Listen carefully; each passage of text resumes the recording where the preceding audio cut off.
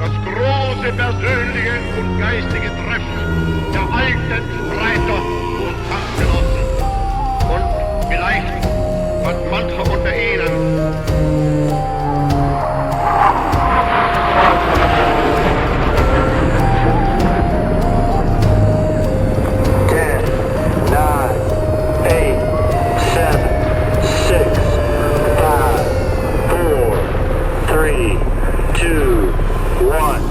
Bienvenidos a Archivos del Tiempo, podcast. 30 de enero de 1948, Nueva Delhi. Un anciano de 78 años, conocido en todo el mundo como el Apóstol de la Paz, camina hacia su rezo de la tarde. Apoyado en sus sobrinas nietas, como siempre. Exacto. Y de repente, un hombre se abre paso, se inclina como si fuera a tocarle los pies en señal de respeto, y le dispara 3 veces a quemarropa. Con una Beretta M1934. Mahatma Gandhi muere en el acto. Es una de esas ironías brutales de la historia que te dejan pensando, no, el profeta de la no violencia, asesinado de la forma más violenta posible. Y fíjate que lo más increíble es que esa ironía no ha hecho más que crecer.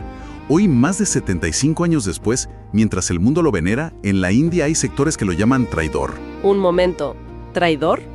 ¿A Gandhi? Sí, traidor.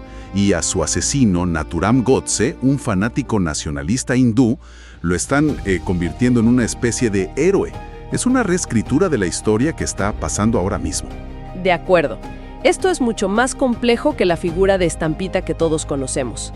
Así que esa es nuestra misión en este análisis. Queremos ir más allá del ícono para entender esas tensiones.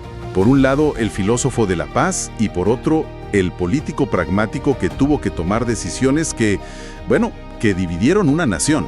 Para entender esa contradicción, entonces, tenemos que sumergirnos en su filosofía, que es mucho más que poner la otra mejilla. Luego, en el infierno político que fue la partición de la India. Y crucialmente, vamos a escuchar la lógica de su propio asesino. Solo así se puede entender por qué Gandhi hoy está en el centro de una batalla cultural. Empecemos por lo que creemos conocer, el líder espiritual. Hay una frase suya que hoy suena casi a un manifiesto ecologista. La tierra provee lo suficiente para satisfacer las necesidades de todos, pero no tanto como para satisfacer la avaricia de cualquiera. Totalmente. Pero su filosofía es como un iceberg. Lo que todos vemos es la punta, la resistencia no violenta, pero esa punta no se sostiene sola. ¿Qué hay debajo? Justo debajo está el primer pilar, el programa constructivo. Gandhi entendió que no bastaba con oponerse a los británicos. Había que construir una sociedad alternativa desde la base. O sea, no era solo una táctica de protesta, había un plan detrás para construir algo nuevo al mismo tiempo que se resistía. Exactamente. Era un proyecto de nación. Impulsaba la autosuficiencia económica con el khadi, ese tejido hecho a mano. Para boicotear a la industria textil británica. Claro. Proponía la autogestión de cada aldea, el Village Swaraj, y buscaba el bienestar de todos, Sarvodaya. Pero la base de todo, la parte inmensa y oculta del iceberg, era otra cosa. ¿La transformación interior? La transformación interior. Y ahí entran conceptos como ahimsa y satyagraha. Que siempre se mencionan. Sí, pero no eran eslóganes. Ahimsa, no dañar, no era solo no pegar. Era una intención activa de no desear el mal a nadie, ni en pensamiento. Y satyagraha, aferrarse a la verdad, no era solo desobediencia civil. Era la convicción de que el amor incondicional era la fuerza más poderosa del universo. Entiendo la idea a nivel personal, pero ¿es realista esperar que millones de personas en un movimiento político masivo pasen por ese proceso espiritual tan profundo? Esa es la pregunta clave, y nos lleva directo al ejemplo más famoso, la Marcha de la Sal de 1930. A simple vista, fue una protesta genial contra un impuesto. Pero no fue algo que se le ocurrió de un día para otro, ¿o sí? Para nada. Esa marcha fue la culminación de 13 años de entrenamiento de sus seguidores más devotos, los satyagrahis, en su comunidad, el Sabarmati Ashram. 13 años. 13 años de preparación para una sola marcha. 13 años de preparación espiritual. Esto nos deja una lección clave de su legado.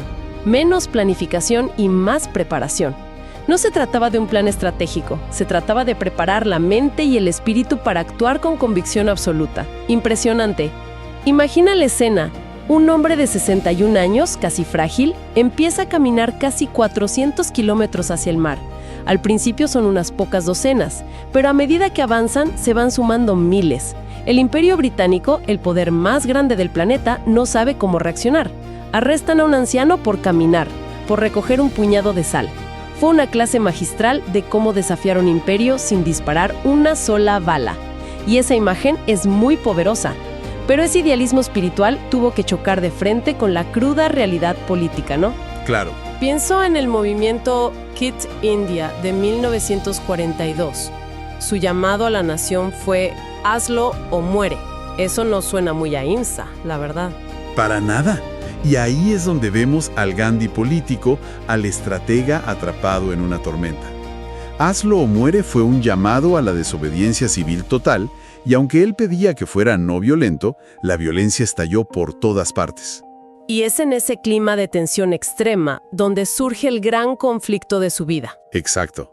La teoría de las dos naciones. La idea de que hindúes y musulmanes no podían vivir juntos. Impulsada por la Liga Musulmana y su líder, Jinnah, argumentaban que eran dos civilizaciones irreconciliables. Por lo tanto, exigían un estado soberano para los musulmanes, Pakistán. Y para Gandhi, que luchó toda su vida por una India unida y secular, eso era impensable. Era un anatema. De repente, su propio movimiento se veía arrastrado a una división que prometía ser de todo menos pacífica. Se enfrenta a una ironía terrible.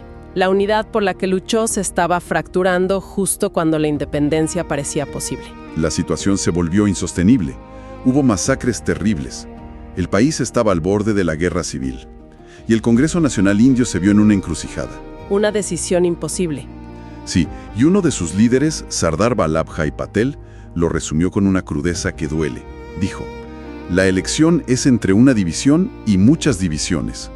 Debemos enfrentar los hechos. Nos guste o no, Pakistán ya existe de facto. Bajo estas circunstancias, prefiero un Pakistán legal. Es una admisión terrible. Básicamente, aceptar la amputación de una parte del país para intentar salvar al resto. Exacto, era elegir el mal menor.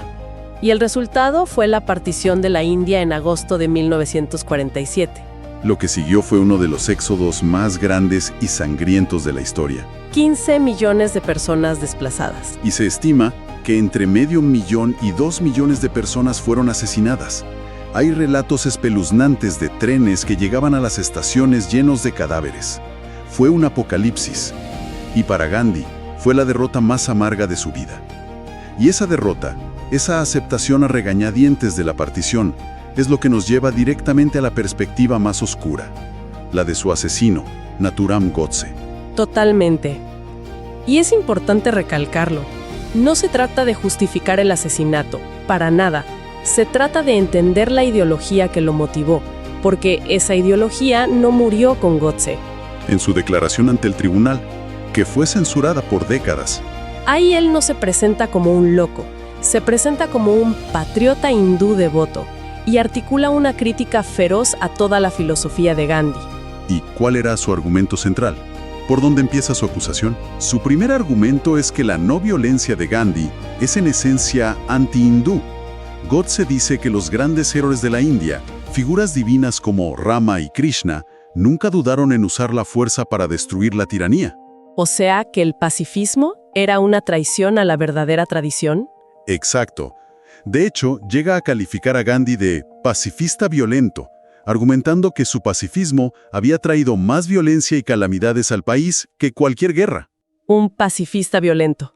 Es una acusación muy fuerte. Pero la crítica más grave, la que parece resonar hoy, es que Gandhi favorecía a los musulmanes. Ese es el corazón de su acusación. La frase que usa es: todos sus experimentos eran a expensas de los hindúes. Y presenta una larga lista de supuestos agravios. ¿Cómo cuáles? Por ejemplo, lo acusa de apaciguar a los musulmanes al insistir en usar el término hindustani, un híbrido de hindi y urdú, como lengua nacional, en lugar de defender el hindi puro. Veía en cada gesto de Gandhi una traición, lo que inevitablemente lleva a su conclusión más terrible. que Gandhi fue el verdadero padre de Pakistán. Para Godse, esa es la verdad absoluta. Argumentan que si Gandhi se hubiera opuesto firmemente a la partición, esta nunca habría ocurrido. Su consentimiento final fue visto como la traición definitiva. Lo acusa de permitir la vivisección de la madre patria. Usa un lenguaje muy visceral, sí. Habla de una mutilación del cuerpo sagrado de la India. Y entiendo que hubo un evento final, un detonante que lo empujó a actuar. El último ayuno de Gandhi. Esa fue la gota que derramó el vaso. En enero de 1948, con la violencia aún al rojo vivo, Gandhi inicia un ayuno hasta la muerte. Su condición para detenerlo era que se parara la violencia contra los musulmanes en Delhi. ¿Y qué más? Y que el gobierno indio le entregara a Pakistán una suma de dinero que se había acordado. Para Godse, esto fue intolerable.